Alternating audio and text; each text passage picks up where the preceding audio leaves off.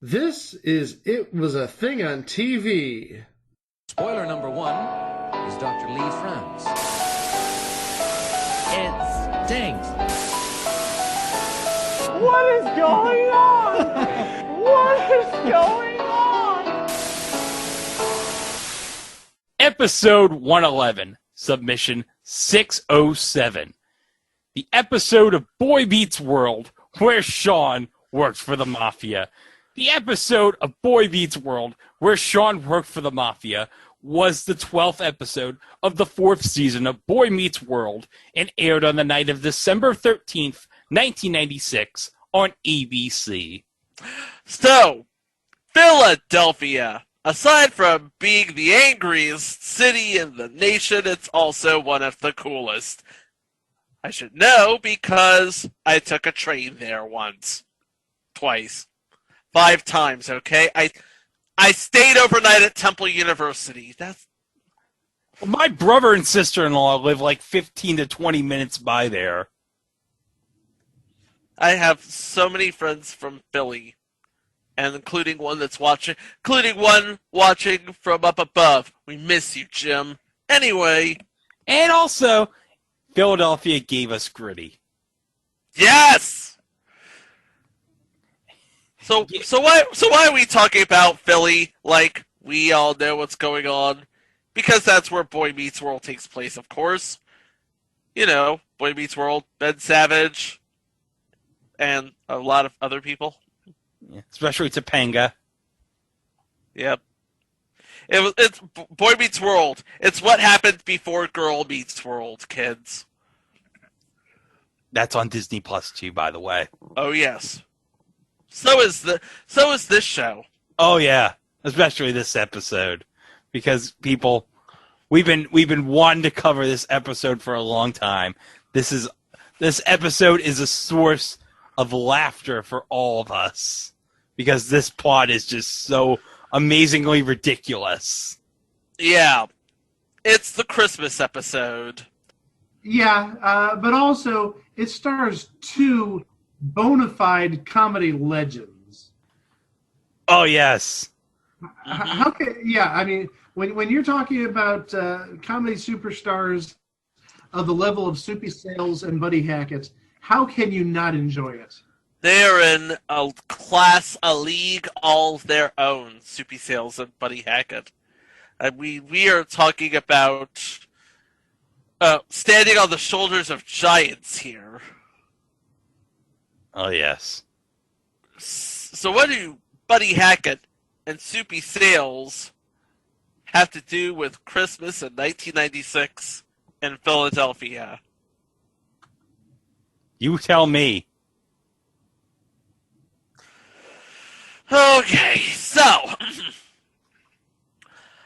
Corey and Shawn are of that age where they're looking for money and they're still looking to find their place in the world, and in Turner's class they decide to go over a poem called The Road Not Taken. Robert Frost classic. 2 roads diverged in a wood, and I chose the one less traveled by, and that has made all the difference. It's like top 10 English class favorite, basically. Yeah. Yeah, it's my dad's favorite poem. Yep. So, Corey and Shawn, yeah, they're not feeling Robert Frost. They're thinking about which jobs they got, the roads they just took. Corey's working at this nice little bistro in South Philly, and Shawn is working on the docks. Which Philadelphia, December, the docks. Oh yeah. Gets a little cold. Corey, on the other hand, he is living it up in that restaurant, getting really nice tips from a couple of really nice gentlemen. By the way, the restaurant is Sam's Pub, and 2 people who frequent it is Mr. Fontaine and Mr. Martini. Mr. Fontaine, of course, played by the legendary Buddy Hackett, and Mr. Martini is played by the equally as legendary Soupy Sales. Man, that's the funniest two mob guys in the world, I bet.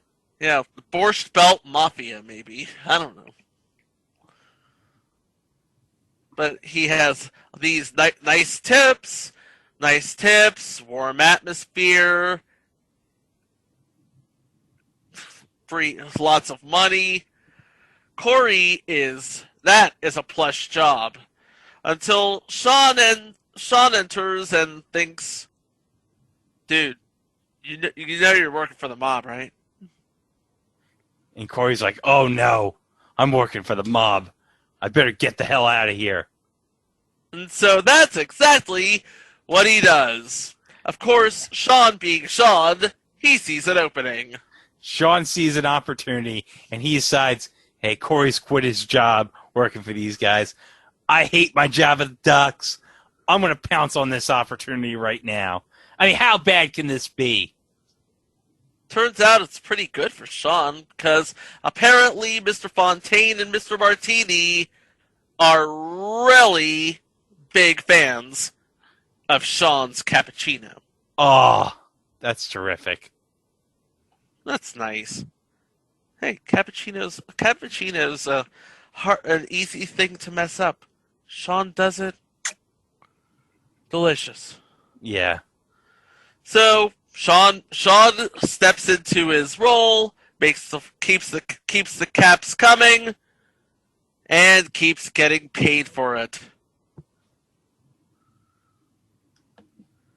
And turns out, yeah, everybody in Shawn's life is going to have a very Merry Christmas indeed. Because, well, let's start with Corey's new fancy watch. I'm like, he's looking at this watch like, dude, where'd you get the scratch for this watch? Yeah, I got the money from the job. You stupidly quit because I told you that you were working for the mafia, dummy.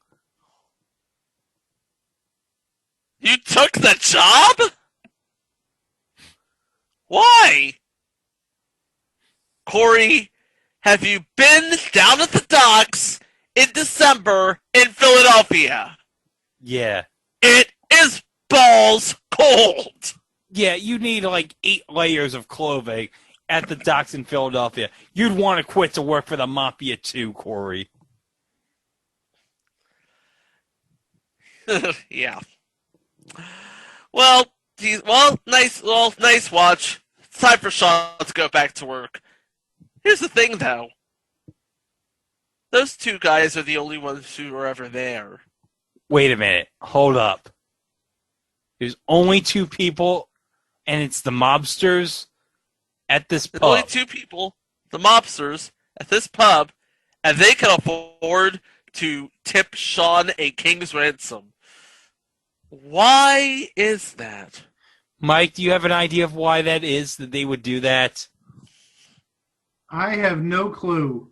Do we have anything that we could splice in here to give us a clue? Yeah, let's do that. Let's have Shawn have his idea of where this business is thriving because of these 2 guys. So, Shawn, you ever wonder, we got a nice restaurant here, yet we have no customers, but we make a nice living? I figure you do a good takeout business. Good takeout business? Yeah, we do a good takeout business. Takeout business.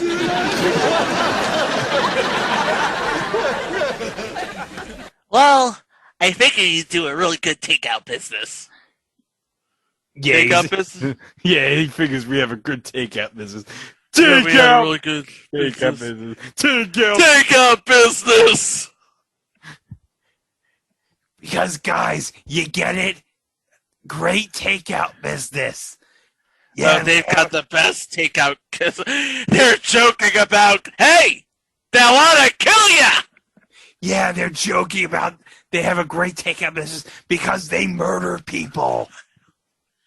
Hey, Shawn, those 2 people that you make cappuccinos for, they want to kill ya! Opa! So, Mr. Fontaine and Mr. Martini give Shawn a task on Christmas Eve. Now, Christmas Eve, remember, they were going to spend the Christmas at the Matthews house. You know, dinner, carols, lame TV specials, TV episodes like this one. Maybe even a Christmas story, because they probably would have started doing 24 hours. Yeah, on TBS. Yep. Mm-hmm. But they give him a task to do on Christmas Eve.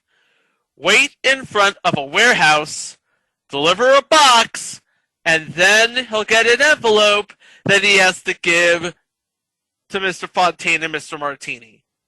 No questions. You got it? Yeah. How many questions? No Trick question! That's a question! What are you supposed to ask him? What's he Good supposed- silence. Oh. Good silence. No questions. Okay, so he's back at the docks. But hey, at least he's getting paid a cush amount for it. Not like Corey, who is, well, freezing his nips off. Now, Shawn is told that if he does this, they'll offer him a more permanent position. Hopefully, it's not buried 6 feet underneath the spectrum. Because, again, these guys have a good takeout business. Yeah, they have a good takeout business. Yeah, he's basically saying, you botch this, we will kill you. Yeah, they'll effing kill Shawn. Yeah. Boy meets ground, son. Anyway, so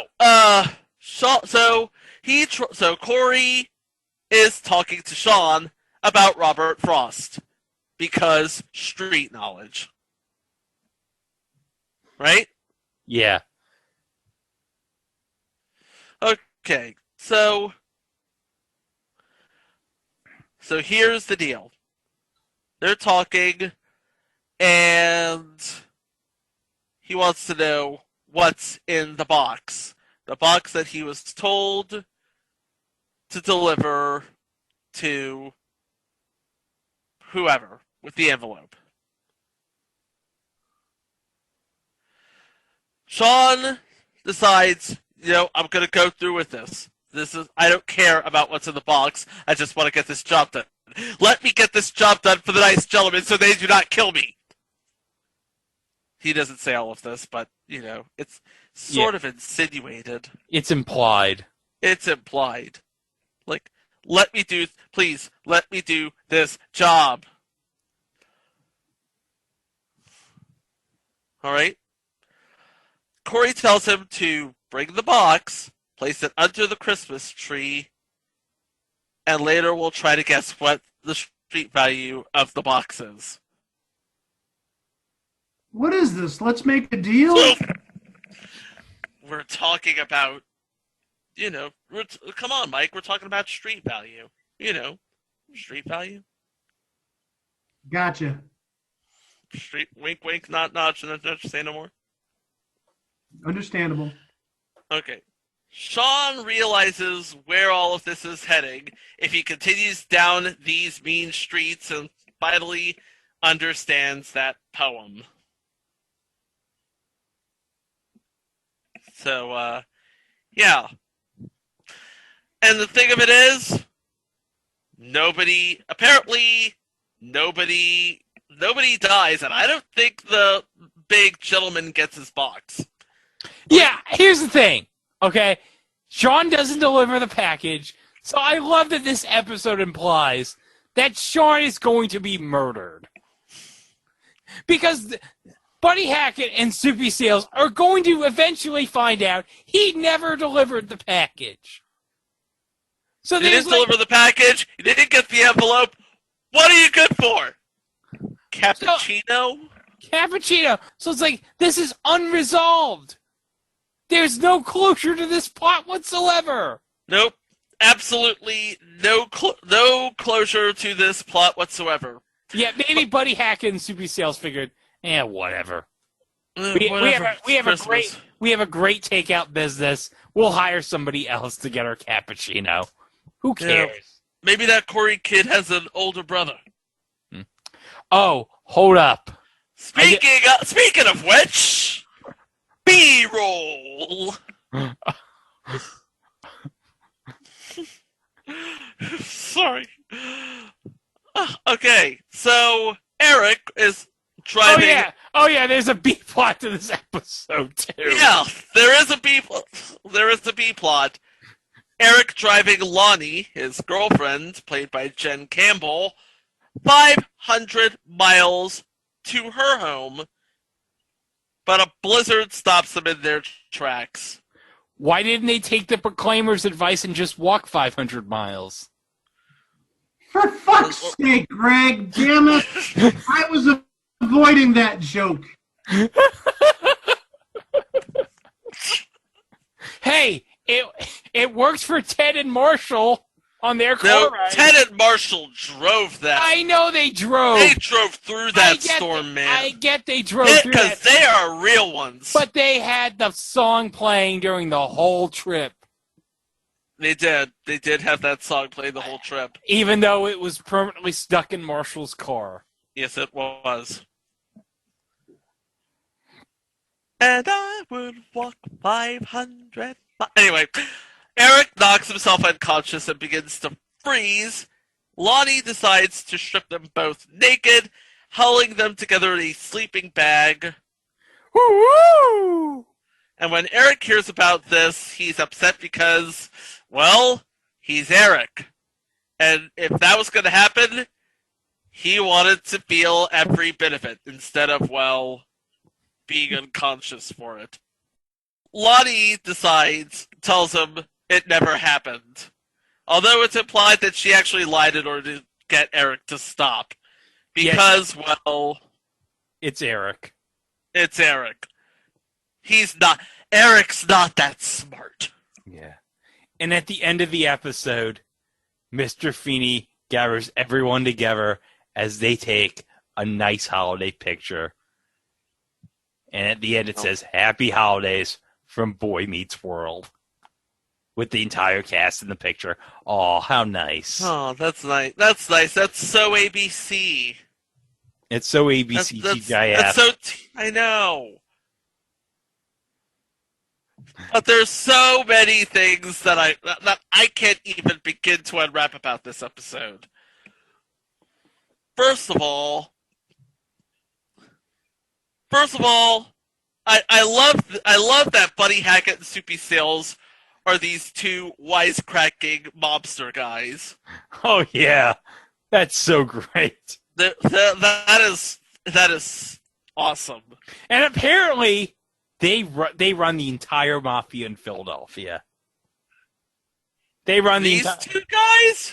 These two guys. I got a question though.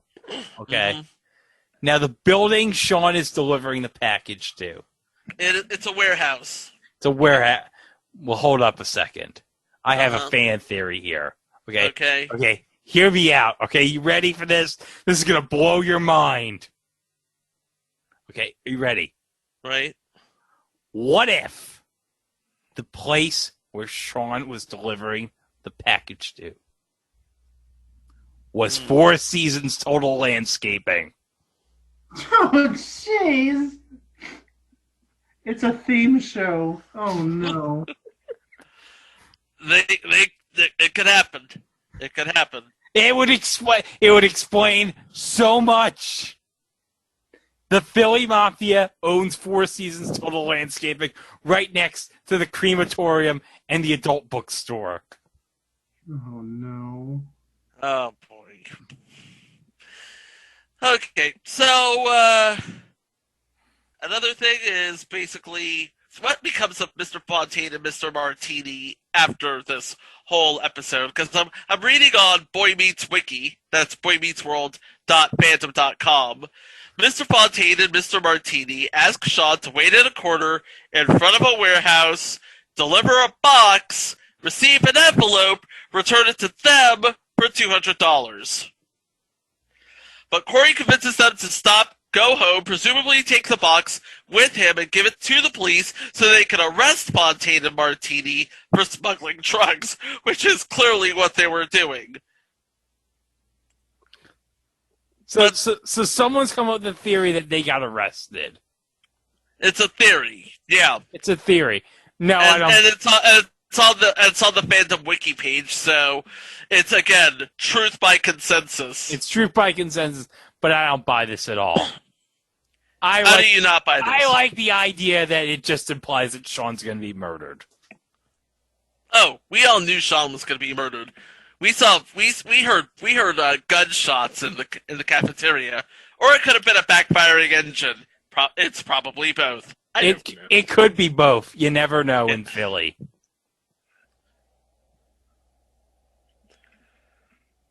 Maybe it was a bunch of people that were upset over a Sixers game. Who knows? Well, Allen Iverson wouldn't have joined the Sixers. There would be no reason to be upset yet. No. This would have been his rookie year.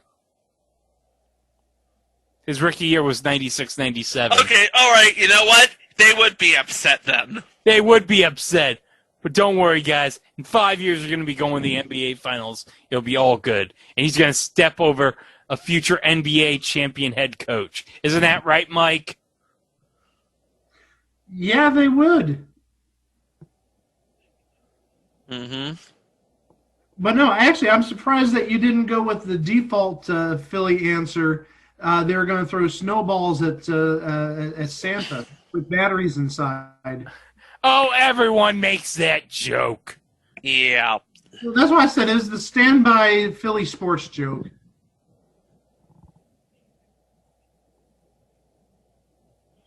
Okay, so do we have final thoughts about this episode? Well, God. I'm upset by the fact that Eric's girlfriend lied to him about the whole they got naked and such. I'm very upset about that. I'm still trying to wrap my head around the whole how does Corey live after he quits his plush job? Oh yeah, how is he not dead?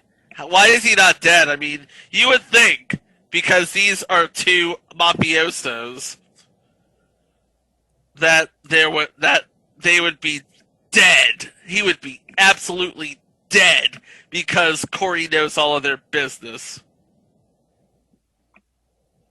Yeah. I don't know, maybe Corey Matthews thinks, I'll leave it up to Ken Wall to figure this out. Mike, any thoughts? Yes.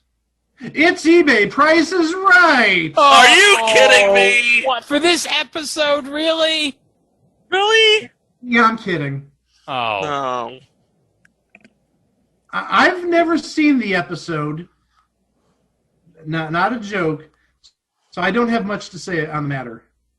Well, it is available on Disney Plus. It is available on Disney Plus, and there's also a recap by Dashiell Driscoll, the man behind the brilliant Zach Boyce's Trash on YouTube for Funny or Die, on a very special episode recapping this whole thing. Wait, Dash did something? Dash did something. Oh my gosh. I'm going to have to check that out. Yeah. Mm-hmm. Yeah, he recapped this. Why do you think we're covering this episode, silly? Because we love Soupy Sales and we love Buddy Hackett. Well, yeah, actually. Yeah. That's true. We do enjoy both of them. We do. Buddy Hackett's awesome. And we're going to cover Buddy Hackett next year, right before the Jay Leno version of You Bet Your Life premieres, because we're going to cover the versions of You Bet Your Life that weren't hosted by Groucho Marx. Oh yeah. Mm-hmm. Oh yeah. And also another individual who will not mention. Yeah, we're not going to mention the other individual. We'll mention Buddy Hackett because, well, he's not locked up. No. Unfortunately, Buddy Hackett fell victim to the takeout business, so. Takeout business. He He's got gonna get murdered. Yeah. But you know what? You know what won't get you murdered? The good deals at Four Seasons Total Landscaping, guys. So. No. No? No. Too much too soon. You got to spread it out thinner. Yeah, come on. Mike just got back. Let him ease back into the swing of things here. I want Mike to know that there's some great deals at Four Seasons Total Landscaping. They provide all your needs in Philadelphia. They did not sponsor this episode, by the way. No. Although no joke, VR Furies have now recreated the entire scene at Four Seasons Total Landscaping. So if you're a furry, folks, and you want to go into virtual reality mode and you want to visit Four Seasons Total Landscaping, you can do that in VR. I'm not even kidding.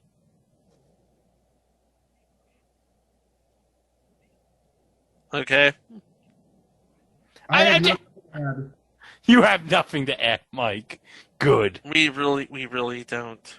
But I have one more thing to add. You can go to our website, itwasathingontv.com. You can listen to all 110 episodes previous to this, and you can listen to the 2 mini-sodes. You can listen to the 2 live shows we did. You can listen to the pilot episode. Oh, you can listen to all bunch of things. 12,000 downloads, folks, on that page. And we thank you for that. And of course, we got another person we thank is the good folks at Place to Be Nation, who are also hosting our episodes. Yes, because this week as we're coming up, 107, 108, 109. So next week, these 2 episodes are going to be our next week's schedule. So we're going to be up to date now. So that's great. Nice. Yeah. But next week, guys, it's almost time for Thanksgiving, folks. Ooh. Oh, yeah. Well, it's going to be a socially distant Thanksgiving. But, folks, we're going to provide all the turkey. We're going to provide all the stuffing. We're going to provide all the pumpkin pie because we got 2 entries and we got a mini-sode for you. Nice. Yeah. We got a classic animated special, and also we got a continuation on something that we did around this time last year. No spoilers, but yeah. If you remember what we did last year, we're sort of looking at the next iteration of that. Oh, yes. And also, for the mini-sode, there's a certain anniversary of something coming up. So we are going to cover that in our 3rd mini-sode. Yeah, I can't wait to try and figure out what this is. Oh, yeah. Because right now I have 0 idea. Oh, you have no idea what this mini-sode is about? Nope. Oh, you're going to love it.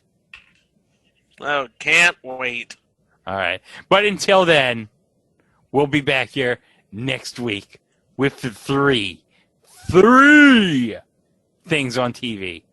Thanks for listening, everyone. We'll see you next week. Wow! Takeout business! You've been waiting like months for that. Oh, I have.